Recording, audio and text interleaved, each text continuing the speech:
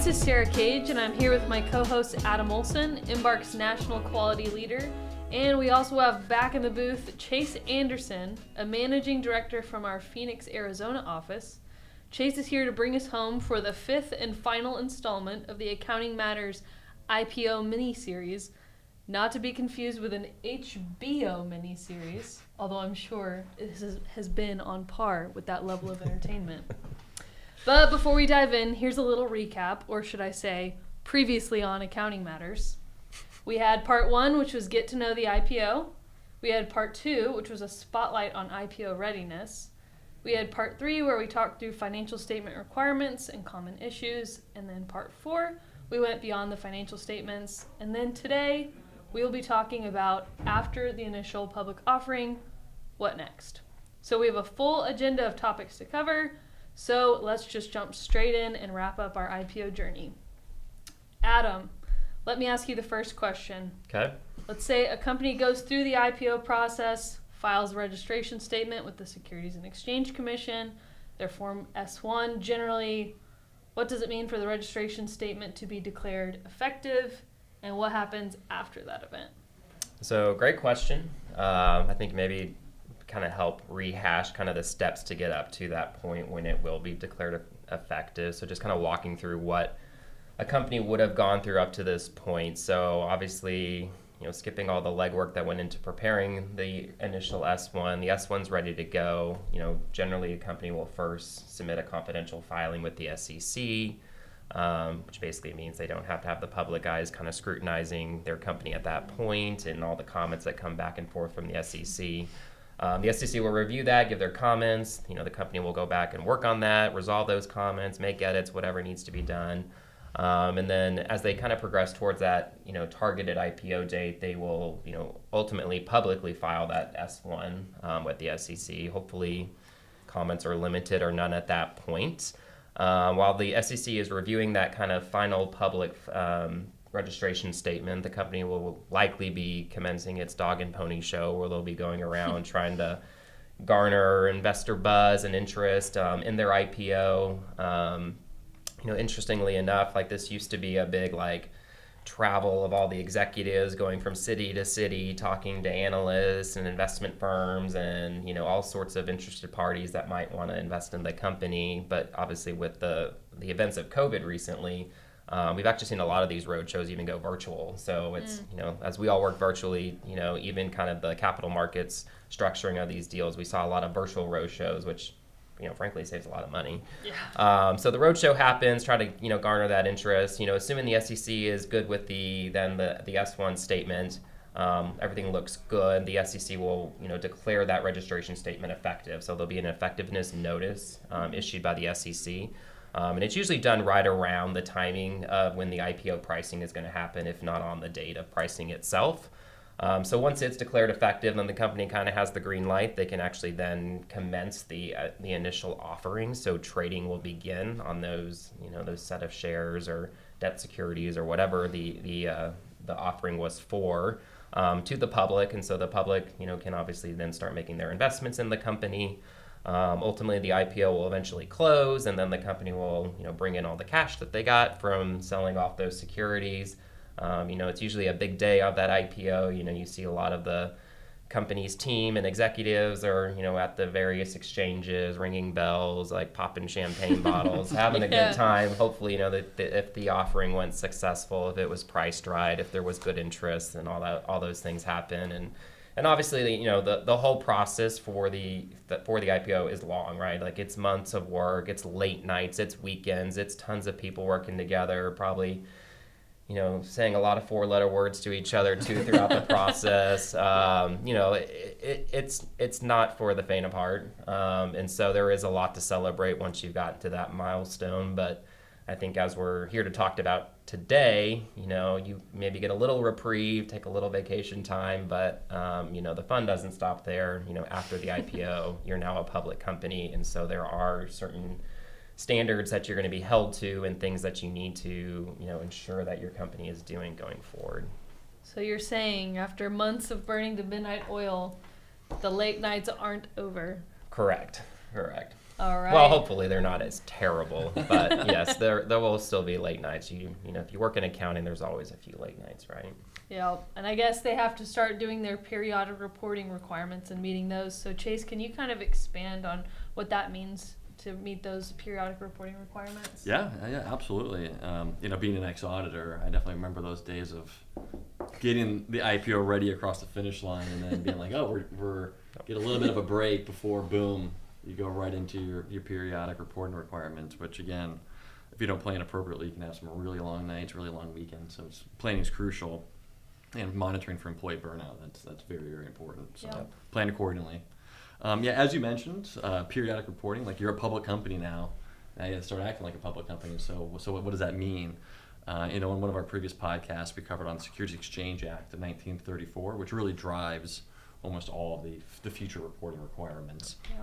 Yeah. So when we think about annual 10Ks, quarterly 10Qs, 8Ks for current reporting, and I'll go into some of these in more detail. So the big one, Form 10K, annual financial statements, that's audited. Substantive testing by your auditors. The first year as a public company, management will get a break from SOX 404A and B, A being management's certs, and then B being the auditor actually auditing management's assessment of their own internal controls. In addition to a Form 10K, starting in your first quarter, Q1, 2, whatever, Form 10Q. That is a smaller document. It's reviewed by your auditors. If your auditors start auditing, question them as to what they're doing. It should be a much simpler exercise. And that document can be condensed. So you can really simplify what you report on a quarterly basis. You don't have to repeat all the jargon you just got done disclosing in your Form 10K. With current reporting, periodic reporting, XBRL reporting is huge. That stands for Extensible Business Reporting Language. Items in your forms need to be tagged to a certain code. That takes some time.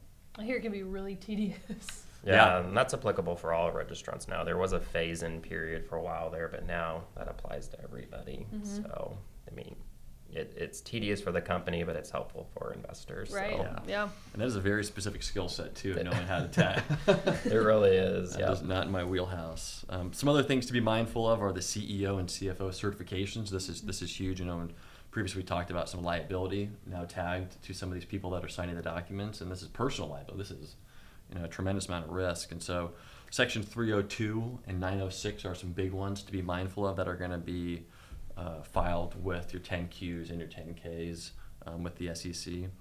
And two other regulations to note for your periodic reporting that are going to drive pretty much everything when you think about these documents that you're working in, and that's Regulation SK. And I think about that one as this non-financial information. So think description of business, management's discussion and analysis, et cetera. And then Regulation SK. And that's going to be more financial driven, forming content, financial statement footnotes. And one of the big ones too is Article 11 pro formas, kind of falling into that bucket. So those are really some of the big ones when it comes to being a public company. Your periodic reporting is going to start pretty much immediately once you become a public company. That will go for the day until you stop being a public company. Sounds like a lot of rules and regulations to navigate there. Probably want your SEC and general counsel on speed dial. So Chase, you mentioned some of the periodic reporting requirements. I know generally the size of the company drives the timing of the filing, but can you maybe elaborate on some of the specifics there? Yeah, I will just get back to what you said on SEC counsel. A lot of this stuff is if you're an accounting or finance department, you're not alone. Don't make decisions alone. Loop in your counsel, general, or SEC, and they'll really help you kind of navigate all these things. Because again, in this podcast, we're just kind of summarizing some of the stuff, and there's thousands and thousands of pages of all these things. Especially in like the early stages of when you're first going through some of this stuff, in the first few periods or whatever. Over time, I think a lot of this will become more habitual for the company, and as they grow, they may bring in more talent to help kind of alleviate some of the demands in some of these spots. But it's definitely don't walk the line by yourself. Yeah, and with that, Sarah, one of the most important things to not lose sight of is actually the filer type. And like you said, that's driven based on the size, public float, and revenue. You might go from an EGC, which we've covered in the previous podcast, to an SRC, which you've got a little bit more time to get these filings with the SEC, to a non-accelerated filer, an accelerated filer, and a large accelerated filer. So there's kind of 5 classes that, knowing which one you fall in gets back to the SEC counsel question is, don't be alone in analyzing this stuff, because it has huge ramifications in terms of planning for your next filings. Filer status is determined at the end of the fiscal year. So if you're a 1231 company, it'll be determined at that point in time.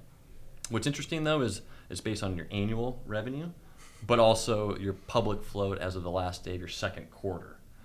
And then this is effective for most companies, will be their first 10K within January, February timeframe of the future year. Well, that all sounds pretty complex. Does this come with a decoder ring?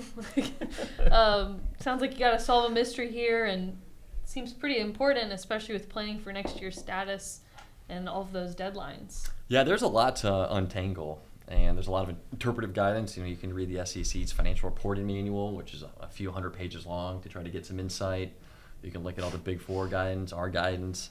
But really, the filing status and getting that right and planning to get that right is extremely important, because you could go from filing your annual 10K from a large accelerated filer, which is in 60 days, an accelerated's got 75, and a non-accelerated new public have 90 days. So if you're moving in between these buckets, every day matters for some of these companies that are new to the 10K audit game. If you're going to go from 90 to 60, that's a huge amount of time. And so planning for that is very important. And then for your 10Qs, large accelerated and accelerated files have 40 days. Everybody else has got 45. So, again, that's 5 days is a serious amount of time if you're going to be moving in between those categories. Absolutely. So Chase just covered a few of the most well-known periodic reporting requirements, but what about some of the other current reporting requirements that most public companies will file and or furnish? And by the way, what is the difference between filing and furnishing? Yeah, so let's take that last question there first, just to get that out of the way. So I know filing, furnishing, it just sounds like semantics, we're playing with here, but really when it comes to the SEC and kind of the rules under the Exchange Act, items that are filed with the SEC are actually ones that are going to be subject to liability if there's omissions or misrepresentations by the company or its executives, whereas items that are furnished to the SEC don't necessarily warrant those types of liabilities. But then it also, as it relates to just providing information to the public, we've talked about periodic reporting, but one of the biggest kind of things that newly public companies really have to get their hands around is what's known as kind of current reporting. And so this is basically putting out information in a very short period of time. So the rules itself basically state you've got 4 business days following any type of required qualifying events or material qualifying events that are issued on a Form 8K. And this is really just to provide relevant information, insight to investors and users of the financial statements for any certain events that may have occurred at the company. And there's a whole list of things that can qualify. Well, maybe you could go into some of those things on the list. Yeah, I'll hit some. This is definitely not all-encompassing, so this is definitely in an area that I think companies really need to establish good policies and processes around and make sure they've got this well communicated throughout the organization. Oftentimes as part of an IPO readiness assessment, this is probably a big area that gets highlighted, is just making sure companies are aware of kind of the rules around Form 8K and when they need to be, basically prepared to issue their timely forms. So some of the events that could warrant the need to provide a Form 8K, so some of the more obvious ones are like when you have a significant acquisition or even like a disposition of assets or a business, if there's a change in control of the entity, bankruptcy proceedings, changes in your auditor is another one that comes up from time to time. If you've got changes in certain directors or executives of the company, things like that, understanding what those changes might be. Restatements. So if you've got audit issues, like if you're having to restate or revise financial statements, you have to provide that information. If there's significant exit or disposal activities, restructuring types of things going on at the company, those types of events have to be disclosed. material impairments or kind of changes in the values of certain assets or liabilities, those types of events could also warrant the need for a Form 8K. So like I said, there's a variety of topics. This is not all encompassing. Definitely look to the rules there and make sure you're familiar with those, especially if you foresee any of these events on the horizon. So that was a pretty long list. Yep. And you mentioned that there were even more things that would probably be included. So maybe Sure. it would be helpful if we talked through when we wouldn't need to file a Form 8K. Yeah, I know. It sounds like, are there any Yeah. things that you don't? And there are. Like I said, there's certain discrete events that, regardless of maybe call it the size or magnitude, you're still required to always file a Form 8K. But then there are also going to be certain events where it is based on whether or not that event is considered material. And so, obviously, when you hear material, that's like the judgment bulb goes off in the office, and everyone's you're going to have to apply some discerning analysis to that. So really just thinking about what's important for investors, what could influence investors or analysts, to buy, sell, or hold your securities, and note that the SEC will definitely scrutinize judgments made on things that you didn't disclose that maybe you should have on Form 8K that you determined that weren't material. There could be some pushback there. So it's definitely an area where you need to have established policies and procedures. Okay, so most of the financial and non-financial information we've covered is either historical by the time it's actually been provided to the public or current with these Form 8Ks. So Chase, how are investors kept informed about future performance of these companies? Yeah, our world is moving extremely fast, and when I think about a Form 10Q, it's 3 months of data. The first month, by the time it actually gets furnished with the SEC, filed with the SEC, is already essentially 3 months old. Yep. And that seems like an eternity when it comes to stock trading and et cetera. And stock prices are also future driven, and so companies and analysts and owners of those stocks kind of want to know how to predict what the price is going to be. So I think it's important to note that public companies are not required to actually communicate guidance with their exchanges. But like I said, analysts are demanding and owners are demanding, and so companies will generally provide guidance, annual from an estimate standpoint, 12 months out, and they'll communicate that either quarterly with revisions to the annual estimate each quarter, or they'll just communicate it once a year. So really, it's kind of up to the company and their practices, and probably going to look at what their competitors are doing and what their analysts really want as well, to try to find the right road of how to communicate guidance. The legal landscape here obviously is extremely important to navigate. When I look and listen to earnings releases and statements, it's littered with qualifications and disclosures and disclaimers, and so it's very important to make sure that everybody understands from the company who they're saying what and when and why about guidance, et cetera. Guidance can take many different forms. I think, as we all know, you can revenue guidance, gross profit guidance, EPS, earnings per share guidance, adjusted guidance, which I think is probably one of the most common right now, especially with the SEC focusing on non-GAAP. Private equity they love non-GAAP. They love adjusted EBITDA. It's probably EBITDA is probably the most common thing we're hearing right now. So how companies provide guidance or deliver guidance usually kind of follow some similar paths, and it's earnings releases, which are published.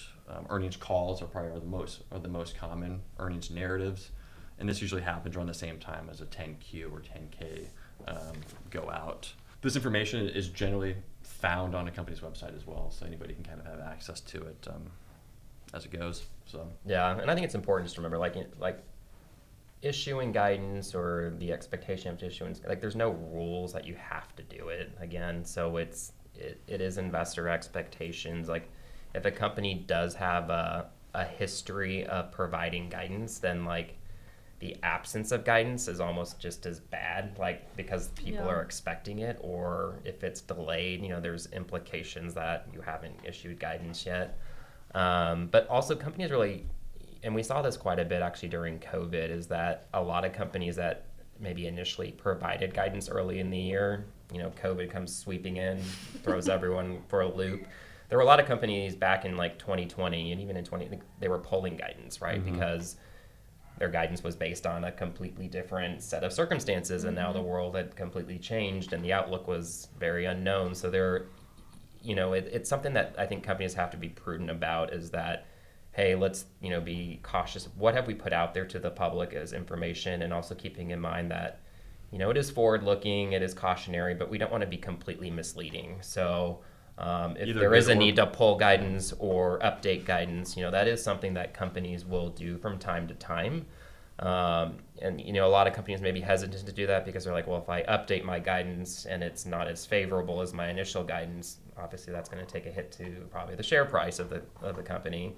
But if you think about it, if you don't do anything, and then when your actual results come in and you don't meet expectations, you're going to take a hit then as well. So it's kind of just like, you want to be forthcoming with, when there's a need to change it. And you should generally have policies and procedures that are established by the company. Your investor relation groups are well aware of kind of how you're going to handle these situations. And, you make the adjustments where you see fit. That's really helpful.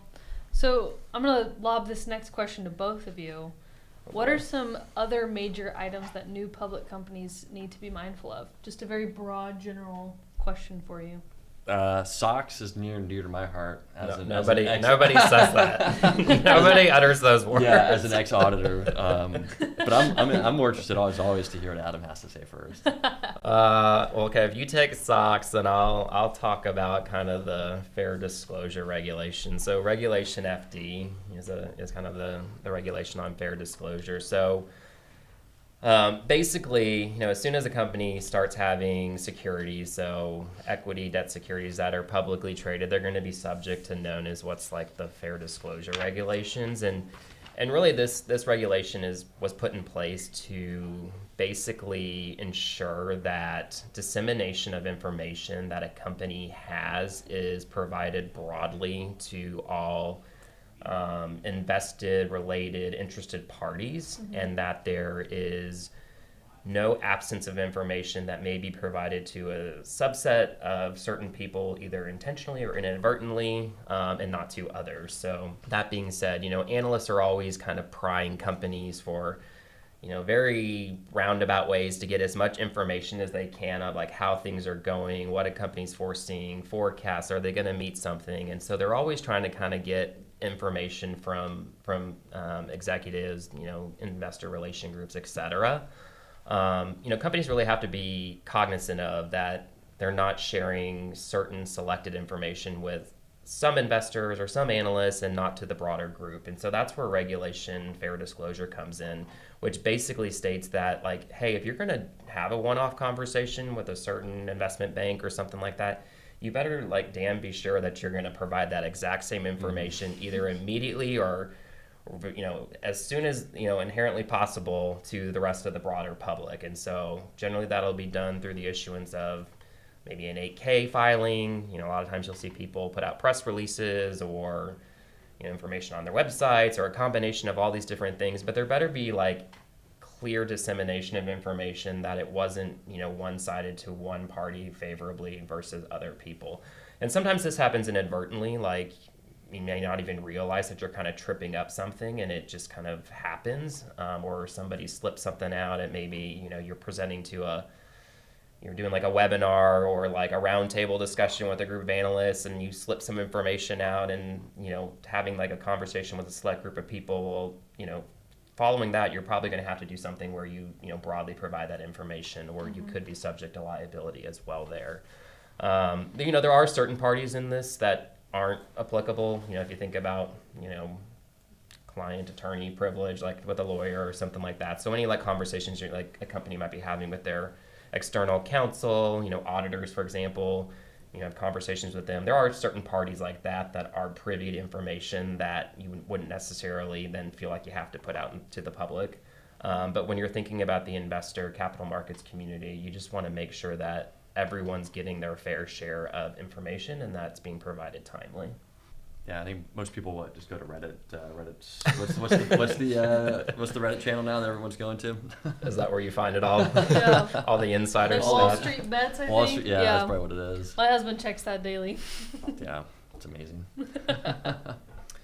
So that's it on FD. Like I said, definitely it's something to be aware of. If you've got SEC counsel, they're probably, giving you the Cliff Notes version of what you need to be informed about. But, policies, procedures around that is just another area that, newly public companies are going to have to deal with. So keep that one on the radar as well. Yeah. And I feel like I do need to disclaim, don't rely on Wall Street bets. that was not actual advice given by us. So I'll kick over the SOX chatter to Chase here, since it's his fave. Best of luck, Chase. Oh man, I spent a lot of time on SOX. So SOX, there's a couple aspects of it we kind of mentioned on a previous podcast. You have 404, 302, and 906. So we'll cover each one. And so 404 obviously is the biggest and the most significant piece that came out of the whole Sarbanes-Oxley Act. And there's A and B. So 404A, 404B. A relates to management, and that's them giving their own assessment of their internal controls. And then there's B, 404B, which is the actual auditors auditing management's assessment. And that's the big time commitment that everybody thinks about when they're doing integrated audits of if you're going to be testing your balance sheet, you're testing hundreds of controls, and then you're testing your balance sheet type of stuff. So that is a big piece about being a public company, and there's a lot of strategy behind when companies go public and how it impacts their 404A and B. Because if you recall from our previous podcast, these new public companies get exemptions from having to do this. So it's their first year, they don't have to do this. Second year, they do. So let's say you're a new company, you go public in Q3 of a calendar year end, file your first 10K. Okay, the next year you have to be compliant with 404A and B. Now, if you were to go public in Q1, you'd have essentially 2 full years to get ready for 404, which is kind of what a lot of companies do. Now, timing's everything when it comes to the stock price and the capital markets, but there is a lot of strategy involved of companies doing that because it is such a huge undertaking to accomplish and to get right. And and if you've got a short window or you're expecting to have a short window, a lot of people will even just start it pre-IPO, right? They're already kind of putting in, that's part of that IPO readiness as well, is just evaluating when it comes time for us to have to take on the full-fledged SOX requirements, let's try to shore that up sooner than later so we're not just chasing it year one as a public company. Yeah, exactly. What's important to note too is we talked about EGCs. They have exemptions and SRCs, so EGCs are exempt from 404B for 5 years. Unless certain other criteria are met that disqualifies them from being an EGC. Small reporting companies never have to do 404B, which is huge. Ooh, lucky you. Yeah, so they are very lucky. But again, they have to monitor it. They have to monitor filer status, like we chatted about, to see if they actually trip something up and need to go public. So monitoring your filer status is extremely important, especially if something dramatic happens at your business that all of a sudden you need to be a 404B compliant. So in addition to SOX 404, some other really key aspects of that act are 302 and 906, also known as management certifications. They are filed quarterly and annually, usually by the CEO and the CFO. And so as a consultant or an auditor, you're going to hear about management certs with these filings quite often. So 302 certification addresses responsibility for the accuracy, documentation, and submission of all financial reports, as well as internal control structure to the SEC. And 906 certification addresses criminal penalties for certifying a misleading or fraudulent financial report. And under 906, penalties can be up to $5 million in fines and 20 years in prison. So this is, the significant personal liability that these executives are placing as they sign off. So they are definitely feeling the pressure of getting this stuff right. And with these certifications 302 and 906, what you're going to hear a lot too is about sub-certifications, trying to push down some of this risk to other people at the organization, so it's just not the CEO and the CFO that feel the immense pressure of getting all this stuff right. I think the last thing I'll wrap up on 302 and 906 is that the wording of those statements it's fixed with the SEC. There's no change in it. It is dictated by them of what you are signing. So, yeah, and just a couple other items I'd probably throw in on my limited SOX knowledge. No, just kidding. Just a few more things to kind of keep in mind is one's around audit committees. So obviously, SOX establishes the need that there has to be an audit committee, and obviously the audit committee members do need to be independent. So independent, committee members, when you're thinking about that, Obviously, they can't be taking any type of compensatory fees other than for fees that are directly related to their capacity to serve in that role on the audit committee itself, or this is also the same for any board members, et cetera, things of that nature. And then also for that audit committee, just kind of keeping in mind that you always have to have at least one member of the audit committee that's kind of considered that financial expert. They have that expertise, accounting and finance, to really help guide the rest of the committee, as it relates to anything accounting and finance related. So at least one member of that. Oftentimes you'll see multiple members that have that expertise, but just another requirement established by Sarbanes. And then one last thing is really just around loans, specifically to executives. So Sarbanes-Oxley actually prohibits any type of loan arrangements that the company may have. So this is extending credit or maintaining existing credit that may have been there prior with any executives of the company, or board of directors or committee member directors. There's some exceptions to this rule. If it's reimbursement for certain expenses that are permitted under company policies. You think about like travel or entertainment expenses or relocation type expenses. Those types of things obviously are ancillary to what the rule is trying to get at here. This is more direct, specific loans that the company's making to its executives or directors. Awesome. And one final question, and I'm going to bring out the fastball. Oh boy. There seems to be a lot of conceptual discussion around environmental, social, and governance disclosure, or most often referred to as ESGs. So Adam, can you elaborate on what this means for public companies? Yeah, so I think everyone's like, if you haven't heard about ESG, you've just kind of been turning your ear away from it because it really is all over the place, particularly more prevalent to public companies, which is why we want to bring it up for those that are, heading down that journey of becoming a newly found public company. ESG really is top of mind for a lot of people. So investors, lenders, credit agencies, even the regulators, policymakers. You think about the FASB and the SEC, they're starting to weigh in and look to it. So there's just a lot of development happening, and it's been happening pretty rapidly in the last couple years. That has garnered a ton of interest and buzz around the concept of ESG and how relevant it is to public companies and the information they provide. So given that there's so much interest in ESG and what's going on, I think companies really have to be prudent about what are their current ESG practices that they have, if they've even started to think about those. So it's really what are the business strategies, or the operations, or our long-term strategic objectives of how we view ESG. So like I said, all those parties, a lot of interest buzz, people are really kind of getting into the ring around ESG. And so with that, I think a lot of companies are really having to consider how ESG will impact their own business strategies, how they operate their company, where they see their long-term investments being made. And as they really start to kind of hone in on these different strategies, they need to think about how incorporating these different ESG components could impact their financial statements. So that being said, for public companies and thinking about SEC reporting requirements, the SEC, I think back in 2010, did put out some limited guidance around environmental type topics, climate related topics that they need to think through in various aspects of their filings. So it's important that companies, if they're gonna kind of have these initiatives in place, or they're gonna have strategies around these initiatives, that they address them in specific parts of their filings. So when you're thinking about disclosures around the business, or maybe risk factors or MD&A, those types of areas where you would expect to have some conversation around this. And then in more recent developments, talked about 2010 then, but this past year in 2021, we see the SEC with Chairman Gensler, coming to the helms there.